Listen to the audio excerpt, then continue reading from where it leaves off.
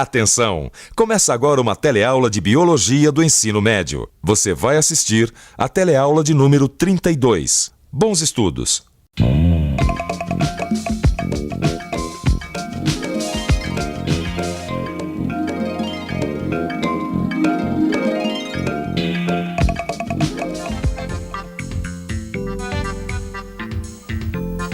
Nossa, tio, que caroção.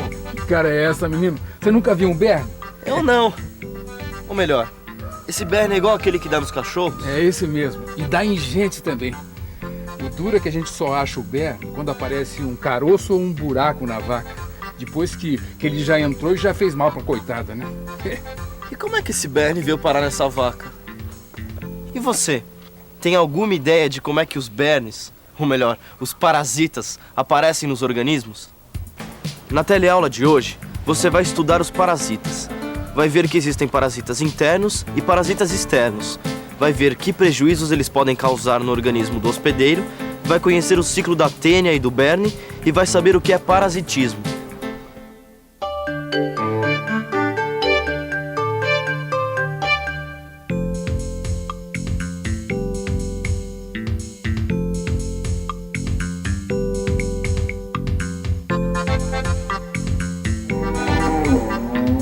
E é muito comum dar parasitas em vacas, tio? Se é. Além dos bernes, ainda tem os carrapatos que vivem atormentando a vida delas e dos cavalos também, né? Bom, já deve ter dado para você perceber que os carrapatos e os bernes são exemplos de parasitas. Tá lembrado? Os parasitas são aqueles organismos que se alimentam de substâncias que eles tiram de outros organismos vivos, ou seja, dos seus hospedeiros. E é muito comum que os hospedeiros saiam prejudicados nesse tipo de relação. Claro, né? É só pensar no carrapato que para viver tira sangue do boi e do cavalo. Tá aí um ótimo exemplo de parasitismo.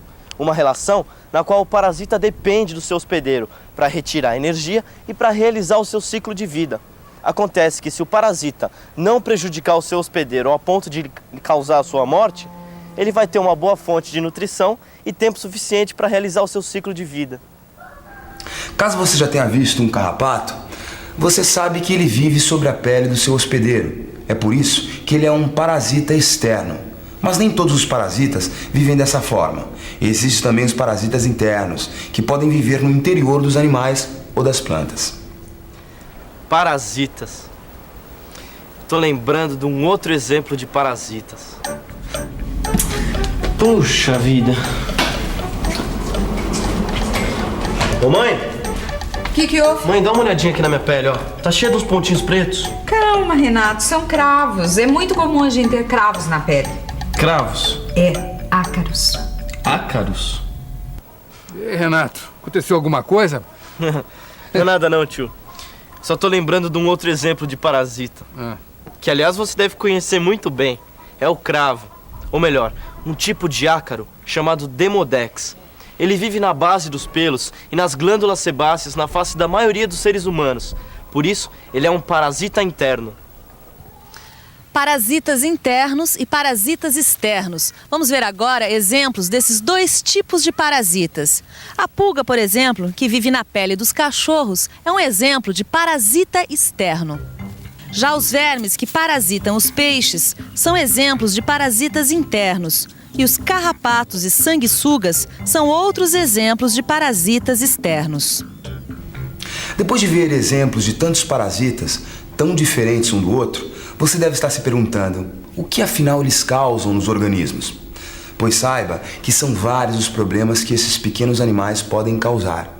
Em primeiro lugar, eles podem desviar nutrientes que seriam destinados ao seu hospedeiro, ou seja, ao organismo que ele está associado. Quer dizer então que o cravo é um parasita interno. Mas ele não causa tantos problemas assim pro hospedeiro, né? Bom, mais ou menos, né, tio? Porque um rosto cheio de cravos, com um monte de pontinho preto, isso espanta qualquer namorada. Que é isso, menino? Não dá nem pra comparar com o mal que um verme chamado tênia causa no intestino das pessoas. Bom, pode ser. Pode ser não, é. Tem um empregado aqui do sítio que comeu carne de porco mal passada, mal cozida. Você nem imagina o mal que o coitado passou. E o que a carne de porco tem a ver com a tênia? Tem, é que na carne de porco mal cozida pode ter canjiquinha. Canjiquinha? O que é isso? Nunca ouviu falar, menino? Nem você?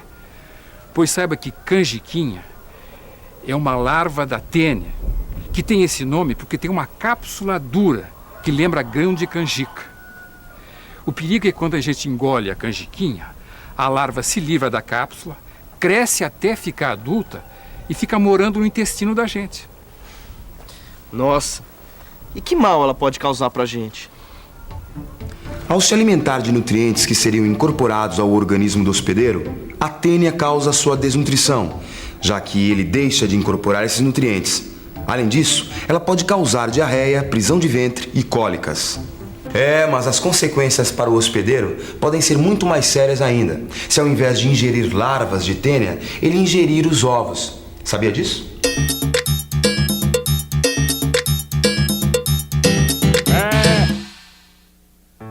Sabia que se o homem ingere ovos de tênias presentes nas fezes do hospedeiro e que contaminam alimentos, ocorre a formação de larvas em vários órgãos, inclusive no cérebro? E que estas larvas, além de poderem produzir tumores, podem também liberar substâncias tóxicas ao hospedeiro? Por isso é tão importante lavar muito bem os alimentos antes de comer.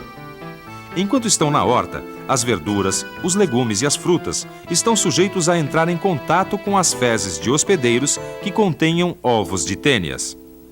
Outro problema que os parasitas podem causar nos seus hospedeiros são as lesões de tecidos provocadas através de ação mecânica. Alguns vermes, como as tênias, possuem ganchos com os quais se prendem aos tecidos do hospedeiro. E esses ganchos provocam o ferimento das paredes de alguns órgãos, favorecendo a entrada de organismos infecciosos, como as bactérias. Muitas vezes confundimos infecção com doença. Só que, na verdade, infecção não quer dizer necessariamente que está ocorrendo um mau funcionamento do organismo, mas sim que o hospedeiro está abrigando um parasita interno, que pode ser um verme, uma bactéria ou um vírus. Como você já viu em outra teleaula, uma pessoa pode ser portadora do vírus da AIDS e não manifestar a doença. Quer dizer, a pessoa está infectada com o vírus, mas não está doente. Afinal, tio, como é que a vaca é infectada pelo berne? Você está vendo essas moscas aí? Elas transportam o ovo do berne até o pelo da vaca. E esse ovo é tão pequenininho que a gente não enxerga ele. Mas aí o ovinho estoura e a larva que sai dele penetra na vaca. Tá. E esses caroços que a gente sente, então, é o berne? Espera aí, menino, não terminei ainda. Esses caroços são as larvas que cresceram e que vão sair do pelo da vaca e cair no chão. E só quando a larva cresce é que ela é chamada de berne. Tá legal. Deu para entender? Então vamos ver esse ciclo com mais detalhes. O berne nada mais é do que uma larva de um tipo de mosca que parasita ovelhas, cavalos, burros, cabras, bois, cachorros e de vez em quando o próprio homem. O ciclo do berne começa com essa mosca depositando seus ovos sobre outras moscas, as moscas varejeiras. Essas moscas, por sua vez, transportam os ovos do berne até o pelo do boi. E quando os ovos eclodem, as larvas vão para o interior do corpo do boi. Ou melhor, do hospedeiro. E enquanto a larva está no organismo do hospedeiro, ela se alimenta dos seus tecidos e dos líquidos do seu corpo, provocando perda de peso e febre. Quanto mais a larva estiver desenvolvida, mais escura vai ficar. A larva, então, sai da pele e cai na terra, onde se transforma em pupa. Dessa pupa, depois de uns 20 ou 30 dias, sai um inseto adulto. Nossa, tio, quer dizer que o berne causa tantos problemas assim? Pois é. E não tem como a gente combater o berne? Bom, a melhor maneira é acabando com as moscas que transportam os ovos. E como é que a gente pode combater as moscas? Ora, menino, deixando o pasto sempre limpo, sem moitas, arbustos, restos de lixo, fezes ou restos de animais. Entendi. Sem as sujeiras que atraem as moscas. Isso mesmo. Mantendo o pasto sempre limpo, a gente evita essa interação que traz tantos prejuízos para o boi. Se o berne é beneficiado e o boi é prejudicado nessa interação, aí não existe uma relação de mutualismo. Como você já viu em outra teleaula, mutualismo é uma interação onde os dois participantes se beneficiam. Então, que espécie de relação é essa entre o boi e o berne, onde um participante se beneficia e o outro tem prejuízo? Quando numa interação ocorrem efeitos negativos sobre um dos participantes e efeitos positivos sobre o outro, nós chamamos esta relação de parasitismo. O participante que sofre os efeitos positivos é chamado de parasita, e o participante que recebe os efeitos negativos é chamado de hospedeiro. Mas será que, se considerarmos as populações envolvidas numa interação de parasitismo, sempre a população de hospedeiros se prejudicará com esta associação? E a população de parasitas sempre terá benefícios? Para entender isso melhor, vamos imaginar uma situação que aconteceu aqui, na Austrália. Mais exatamente nos campos australianos, onde foram introduzidos coelhos que rapidamente se reproduziram, já que não havia predadores.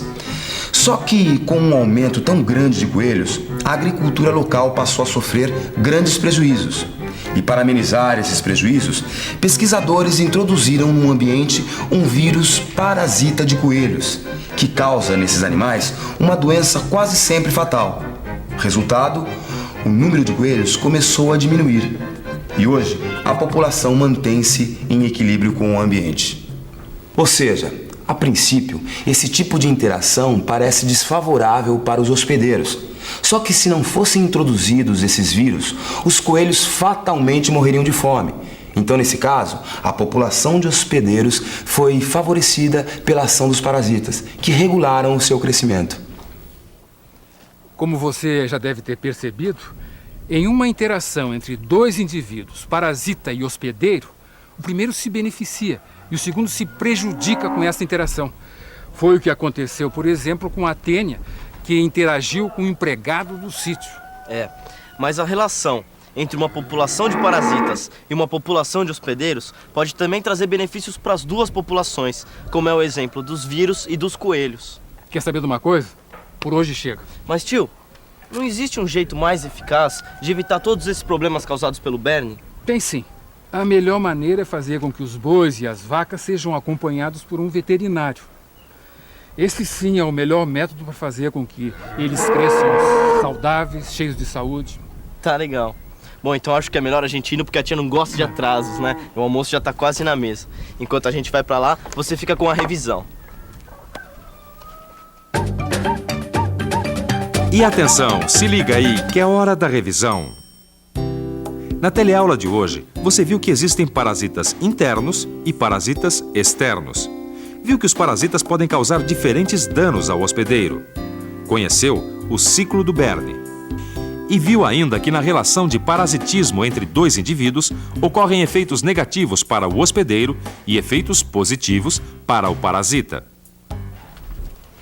Bom, como a gente viu na teleaula de hoje, o melhor jeito de evitar os parasitas é através de muita limpeza. Por isso, não esqueça nunca de lavar muito bem os alimentos que você for comer. Até a próxima!